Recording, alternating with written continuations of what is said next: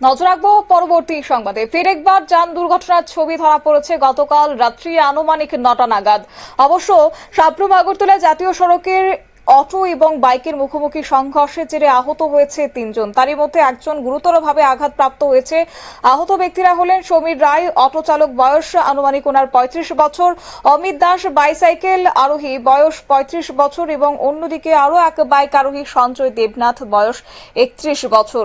উভয়ই গতকাল রাত আনুমানিক 9টা নাগাদ মুখোমুখি সংঘর্ষের জেরে আহত হয়েছে এবং পাশাপাশি সাপ্রুম ফায়ার সার্ভিসের দমকল কর্মীরা তৎক্ষণাৎ ঘটনাস্থলে ছুটে গিয়ে আহতদের উদ্ধার করে হাসপাতালে নিয়ে যায়। এই গোটা ঘটনার পরিপ্রেক্ষিতে কি জানিয়েছে দমকল কর্মীদের পক্ষ থেকে, পাশাপাশি হাসপাতাল কর্তৃপক্ষ কি জানিয়েছে শুনুন।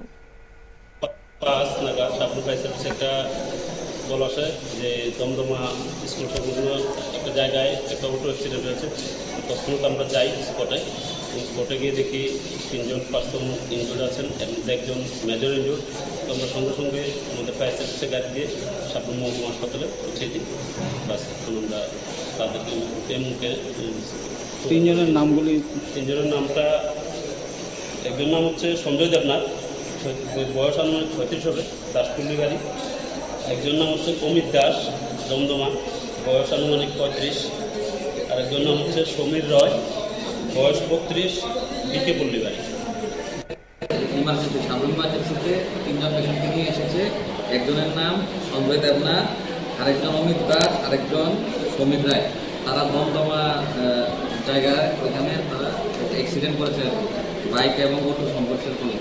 এর মধ্যে সঞ্জয় দেবনাথ একটু গুরুতর আছে, ওনাকে আমরা শান্তির বাজার রেফার করছি, আর বাকিদেরকে জাস্ট ট্রিটমেন্ট দিয়ে আমরা ছেড়ে দিয়েছি। আপনারা শুনলেন, অর্থাৎ গতকাল রাত্রিবেলাতেই সাপ্রুম আগরতলা জাতীয় সড়কের দমদমাতে এই সংঘর্ষের ছবি ধরা পড়েছে এবং দমকল কর্মীরা খবর পেতে দ্রুতগতিতে তারা ছুটে আসে এবং তাদেরকে উদ্ধার করে প্রথমে সাপ্রুম মহকুমা হাসপাতালে নিয়ে যায়। অন্যদিকে সঞ্জয় দেবনাথ, তার চোট গুরুতর হওয়ায় তাকে শান্তির বাজার হাসপাতালে রেফার করা হয়েছে। নিয়ে নিচ্ছি ছোট্ট একটি বিজ্ঞাপন বিরতি, সঙ্গে থাকুন।